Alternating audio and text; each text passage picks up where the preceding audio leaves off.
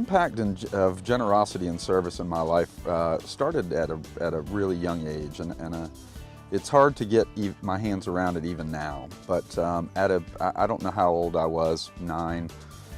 Growing up, we would, on Christmas Eve, we would go to somebody's house that was a member of the church that we attended, and we would deliver packages, food, and we were able to walk into the house. And I remember this, the kids were asleep, the parents were there.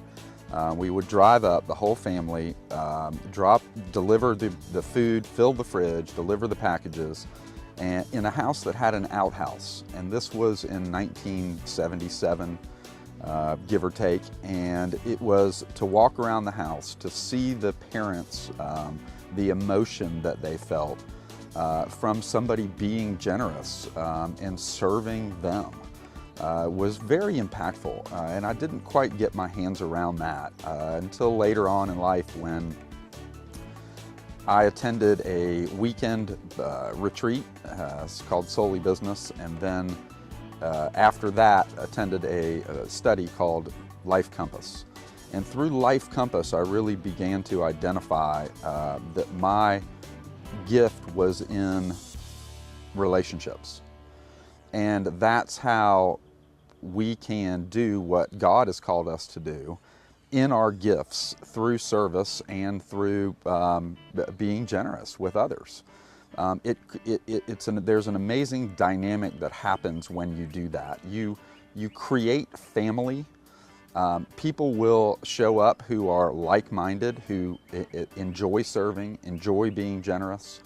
And there's a huge gift in that for everyone.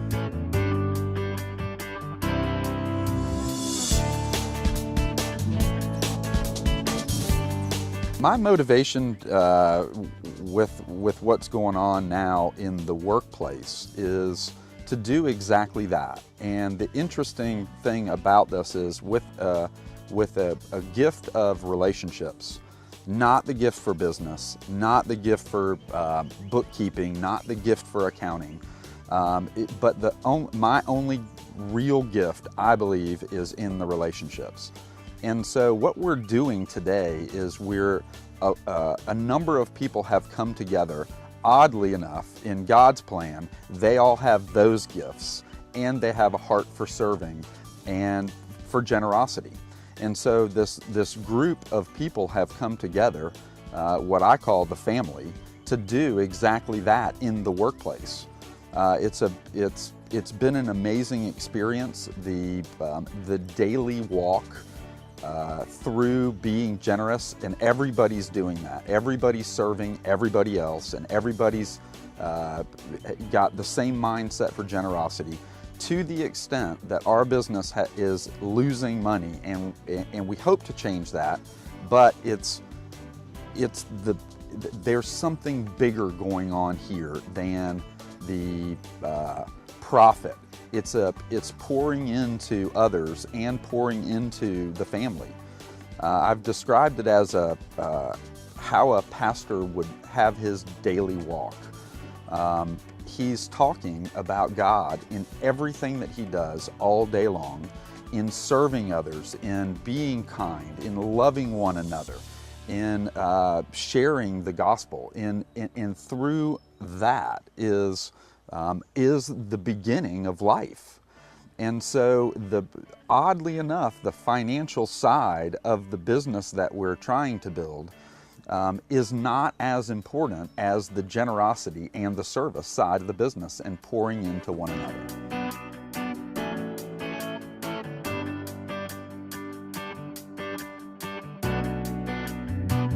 It's hard for me to get my hands around the full impact of generosity.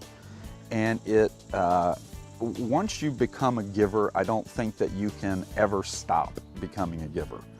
And the gift is so intense from all angles, and the joy that comes out of that from everybody that's experiencing, everybody that's giving, everybody that's receiving, everybody just kind of gets lifted up, and it's a very unique dynamic. And so as we're forming this family together and having people pour into each other all the time. There's life. It's not about it's not about what can we save. It's not about, you know, if we're trusting God and we truly have faith, then, as my wife would say, just do it. Just give. Be intentional.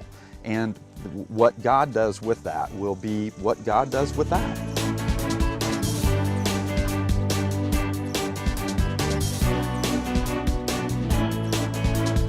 The reward from giving is, you cannot measure it. And in many conversations with just the people that are around this business, and I'll use that side of it, but the reward that's there is, you couldn't pay me $1 million and it be equal to the life and the relationships and the power and the lifting up. And the best way to describe it in one word is the life that comes from the life that God promises is us, is right there in the generosity and the giving.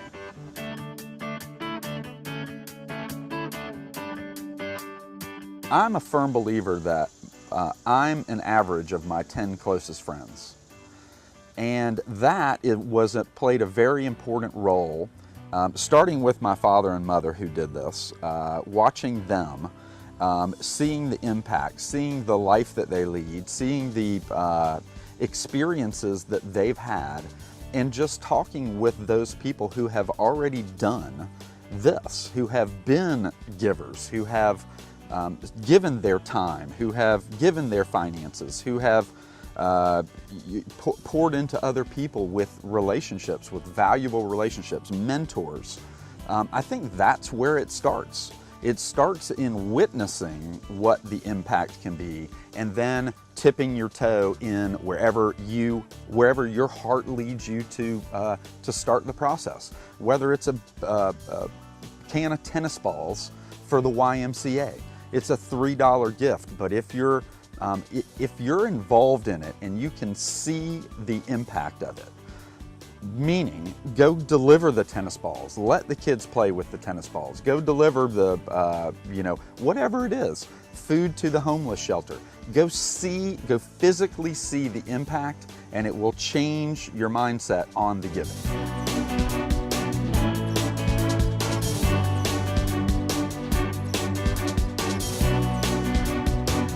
I think it's different for each one of us.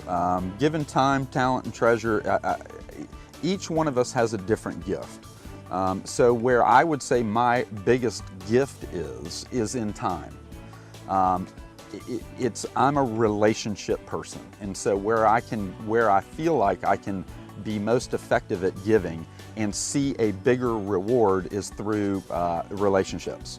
Now, with that being said, I've surrounded myself with people who have those different gifts that can help me or create an environment that can do those other two things. So what's important to me is time, or what I see the biggest value in is time. But there's also the giving of the finances, where when we have these people surrounding us and we come together as a strand of three, which can't be broken, not easily broken, that's where we get into a whole new realm of giving in all three of those areas. We're witnessing that and playing a role in that, even though that's not our strength.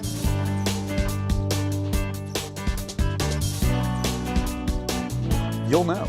The question is, how much is enough? And you'll know. An experience will come, and that will determine how much is enough.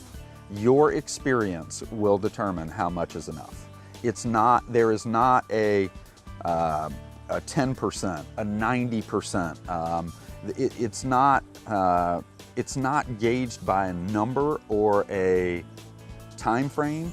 It's gauged by your heart, and your heart will tell you that. If you follow that, you will experience things you have not experienced before. For those people who don't know how or haven't been part of that giving back, serving community.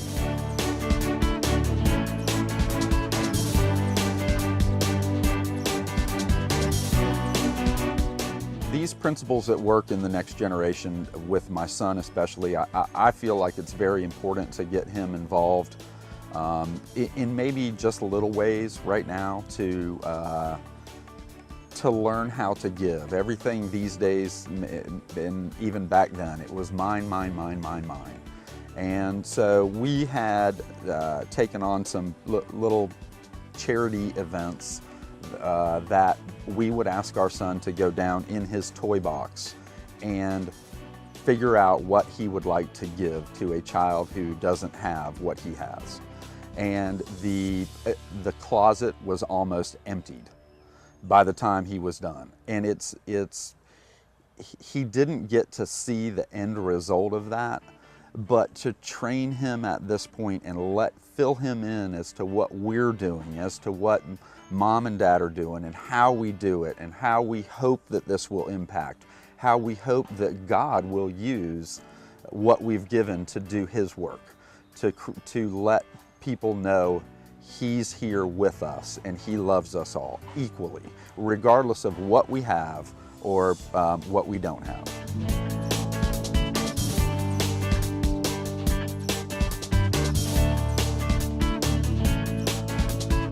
Guiding Max into learning how to give would be just do it. Start with just doing it. Surround yourself with people.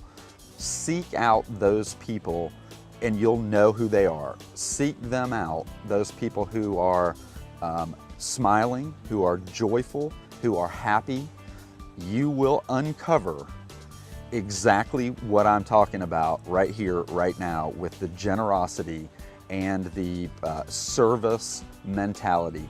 When people are just joyful and peaceful and calm and they're enjoyable to be around.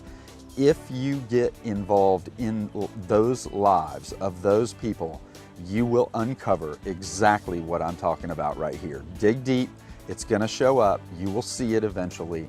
Get yourself involved with those types of people.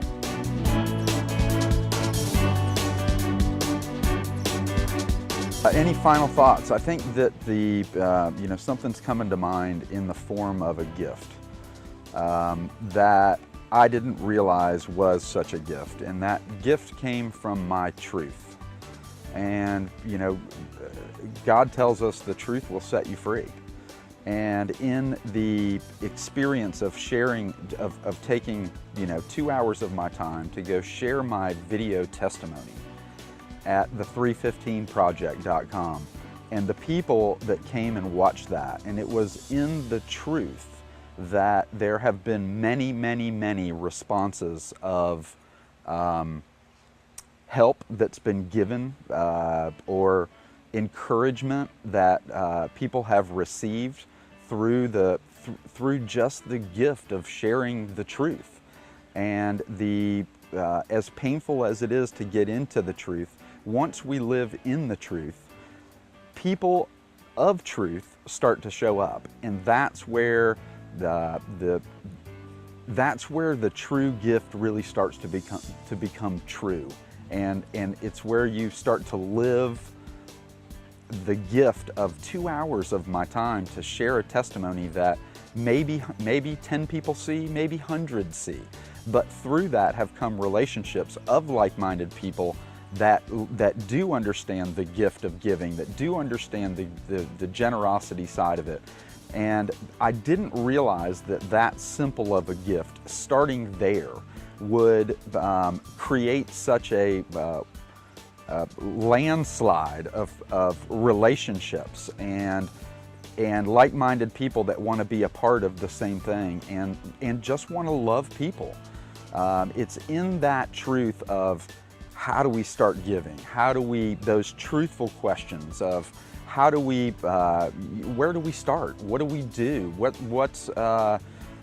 finding the passion, your passion of giving, whether it is finances, whether it is time, whether it is, wherever it is. That's how I have found it.